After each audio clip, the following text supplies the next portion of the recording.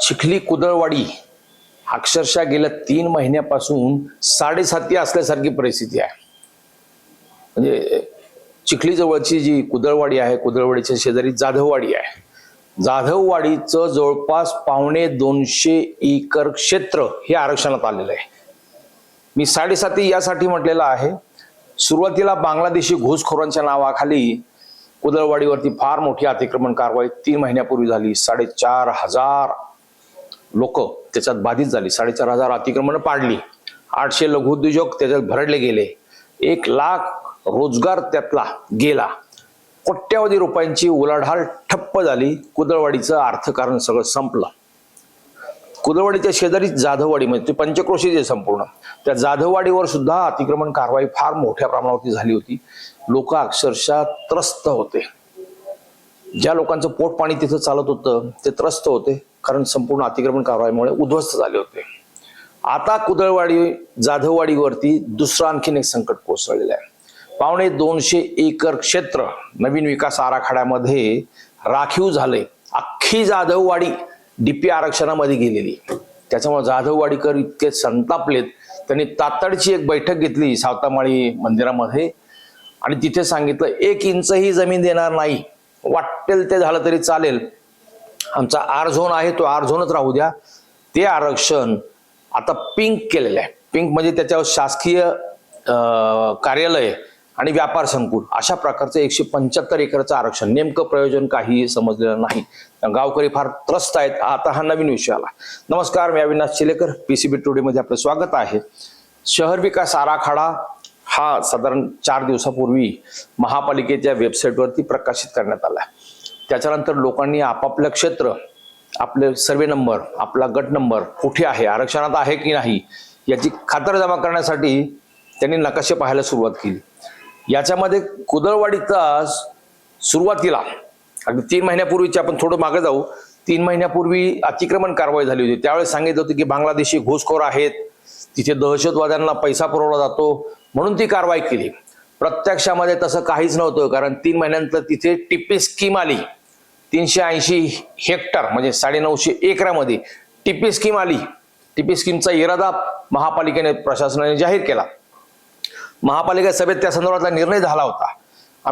टिपी scheme आल्यावरती मग गावकऱ्यांना लक्षात आलं की आपल्याकडं अतिक्रमण कारवाई 3 महिन्यापूर्वी झाली, ती दहशतवादी बांगलादेशी घुसखोर वगैरे काही नव्हतं, हे टिपी स्कीम साठीचा हा सगळा डाव होता। लोक तिथं जागे झाले, खाडकन जागेले, त्यांनी विरोध सुरू केला, तीव्र आंदोलन सुरू केलं, बैठक घेतली, ग्रामस्थ सगळे एकवटले आणि तो तिथला कडवा विरोध पाहून महापालिका आयुक्त शेखर सिंह यांना उपरती झाली।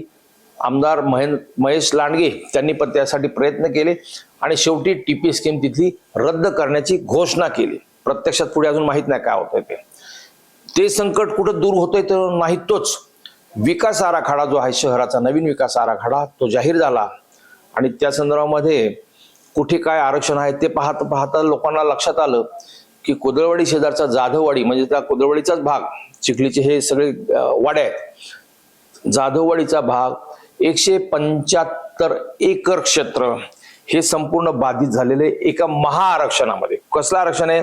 सुपर ऍडमिनिस्ट्रेटिव्ह कम कमर्शियल कॉम्प्लेक्स, मग त्याला SACC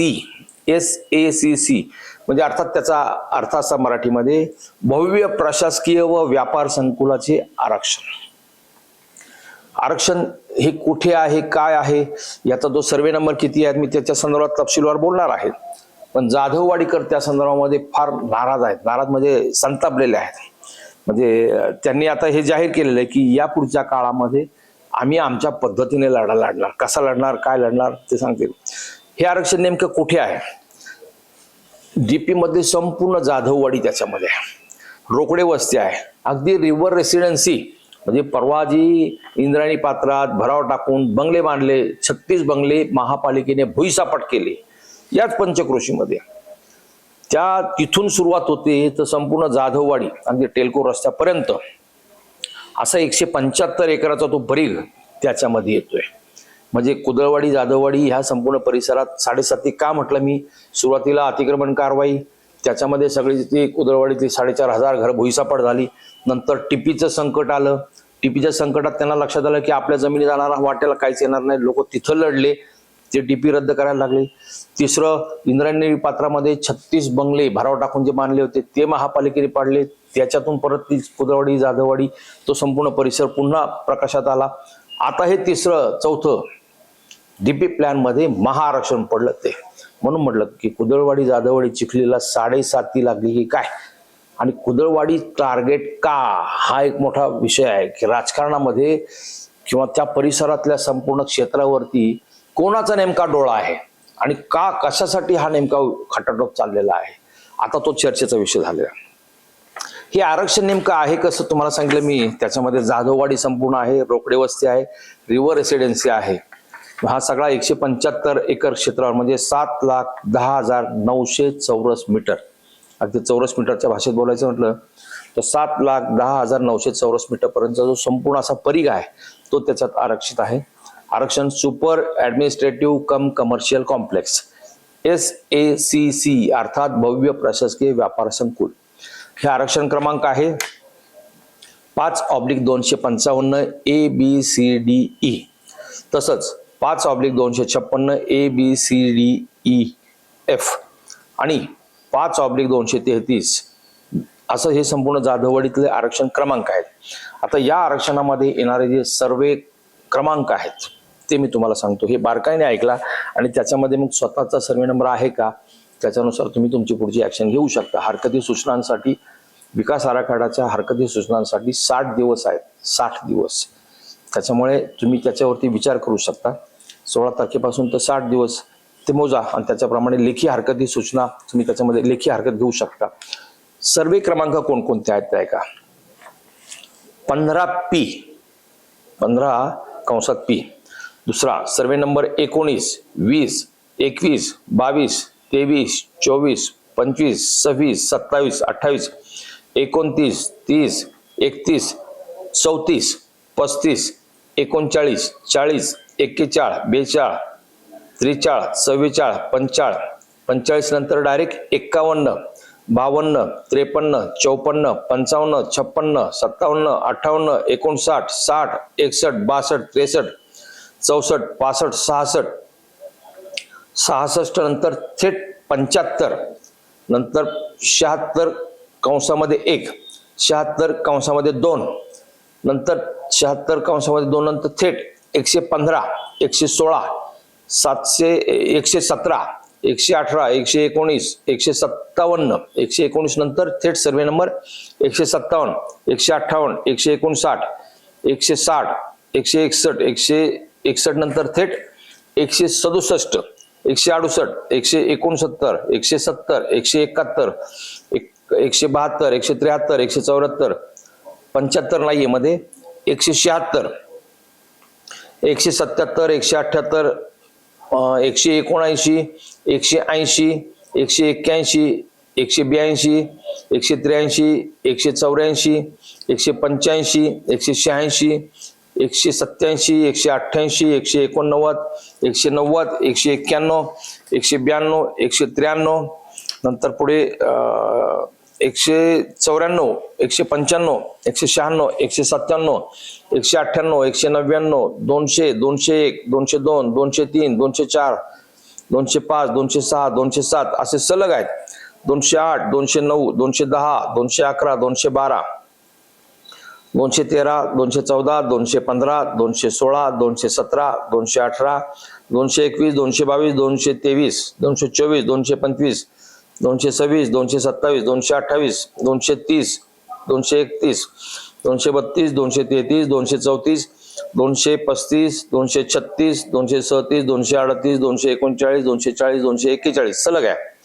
242, 243, 244, 245, 246, 247, 256, 257, 258, 259, 262, 263, 264, 265, 266, 267, 268, 268 नंतर थेट 275, 276, 277, 278, 279 पुढे 279 वरून डायरेक्ट 345 सर्वे नंबर 345 नंतर पुढे 345 वरून डायरेक्ट 350, 350 नंतर 351, 352, 353, 354, 355, 356, 357, 358, 358 नंतर सर्वे नंबर 396, 398 आणि नंतर शेवटचा 420.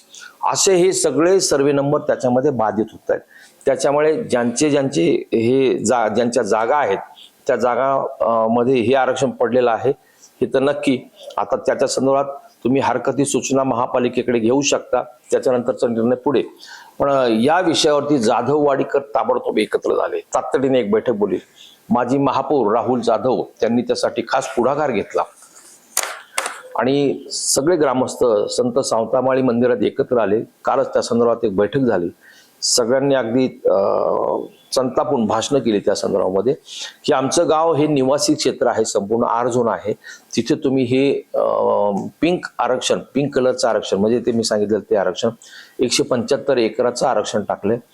आमची पूर्वीचं जे आरक्षण आहे पूर्वी जुन्या डीपीतलं तेच निवासी आरक्षण कायम राहू द्या, हे आरक्षण अजिबात नको.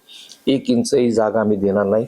भरपाई किती मिळते काय मिळते हा नंतरचा भाग, परंतु आमचा स्टँड असा आहे की 1 इंचही जागा आम्ही देणार नाही. पूर्वी गावामध्ये जो जुना डीपी झाला होता 97ला गाव आले त्यावेळेस लोकांना त्यातलं ज्ञान नव्हतं, त्यामुळे हरकती सूचना कोणी घेत नव्हते. पण त्यावेळेस जी आरक्षण होती त्या आरक्षणासाठी आम्ही जमीन दिलेल्या आहेत. याशिवाय त्या ग्रामस्थांचं म्हणणं असं आहे की आम्ही टेल्कोला जमीन दिलेली आहे, नंतर PMRDA ला जमीन दिली आहे, प्राधिकरण आताचं PMRDA प्राधिकरणाला जमीन दिली आहे, MIDC साठी जमीन दिलेली आहे. आमची काही जमीन रेड झोन बाधित आहे आणि आरक्षणामध्ये त्याशिवाय नदीच्या ह्याच्या ग्रीन बेल्ट मध्ये पण जमीन जाते, रस्त्यामध्ये जमीन जातात. आता आम्हाला भूमिहीन करण्याचा महापालिकेचा हा डाव आहे की काय, म्हणून आम्ही कदापि 1 इंचही जमीन देणार नाही. ज्याच काही जमिनी शिल्लक राहिलेल्या आहेत त्या जमिनीवरती आता आम्हाला आमचं भवितव्य त्याच्यामध्ये दिसतंय, त्याच्यामुळे आम्ही जमीन देणार नाही. पूर्वी गावामध्ये कोणी आर्किटेक्ट इंजिनियर किंवा शिकलेले लोक नव्हते, त्यावेळेस त्या हरकती घेत नव्हते. पण आता सगळे लोक जागे झालेले आहेत आणि त्यांनी ठरवले की ह्या सगळ्या सर्वे क्रमांकावर ते जे मालक आहेत त्यांनी ठरवलेलं आहे की यासाठी ह्या आरक्षणासाठी आम्ही कदापि जागा देणार नाही. जरी तुम्ही अतिक्रमण कारवाई करून ती जागा मोकळी केली असली तरी आम्ही त्या ठिकाणी आम्ही स्वतःच्या स्कीम डेव्हलप करून त्याच्यामधून आम्हाला पैसे मिळतील, त्याच्यात आम्ही आमचं फ्युचर शोधतोय. परंतु महापालिकेला आरक्षणासाठी ही जागा कदापि देणार नाही. आता यासाठी त्यांनी एक मोठा लढा उभा करायचा असा पण निर्णय घेतलेला आहे आणि ते सांगतायत की भूमिहीन करण्याचं हे कटकारस्थान आहे की काय असा संशय आम्हाला येतोय. ग्रामस्थांची ही त्यांच्या मनातली खंत आहे की आम्ही राज्यकर्त्यांच्या मागे उभे राहिलोत, परंतु हे काय आमच्या वाट्याला आलेलं आहे. त्याच्यामुळे आमचा निवासी आहे ते निवासीच राहू द्या अशी जाधववाडीकरांची जी मागणी आहे. आमच्या गावामध्ये आता बिल्डर आहेत, आर्किटेक्ट आहेत, मोठमोठे इंजिनियर्स आहेत. आम्ही त्यांना मदतीला घेऊन आमचं जे राहिलेलं थोडंफार क्षेत्र आहे ते विकसित करू आणि त्याच्यावरती आमच्या पुढच्या 5-6 पिढ्या किमान त्याच्यात निघतील. पण ह्या आरक्षणासाठी आम्ही कदापि जमीन देणार नाही असा हा ग्रामस्थांचा स्टँड आहे. महापालिकेने आरक्षण इथे इतक्या मोठ्या प्रमाणात टाकण्यामागचा हेतू अद्याप स्पष्ट झालेला नाही हे पुन्हा सांगतोय. परंतु जाधववाडी अख्खी डीपीने खाल्लेली आहे, अख्खी अगदी नदीपासून तर टेल्को रोड पर्यंत संपूर्ण क्षेत्र त्याच्यामध्ये गेलेलं आहे. आता या पुढच्या काळामध्ये ग्रामस्थ काय करतात, केव्हा स्टँड घेतात त्यांनी सांगितले कालच्या बैठकीमध्ये. शहरातले 3-4 आमदार खासदार, या शहराचे पालक हे उपमुख्यमंत्री अजित पवार पालकमंत्री आहेत, ते उपमुख्यमंत्री पण आहेत, मुख्यमंत्री दुसरे उपमुख्यमंत्री एकनाथ शिंदे, या सर्वांना आम्ही निवेदन देणार आहोत. आणि या बाबतीमध्ये जर आमच्या बाजूने निर्णय होत नसेल तर आम्ही आमचा लढा तीव्र करणार आहे. आता ही जाधववाडी पुरती ही माहिती आहे. पुन्हा भेटू आपण नक्की. धन्यवाद.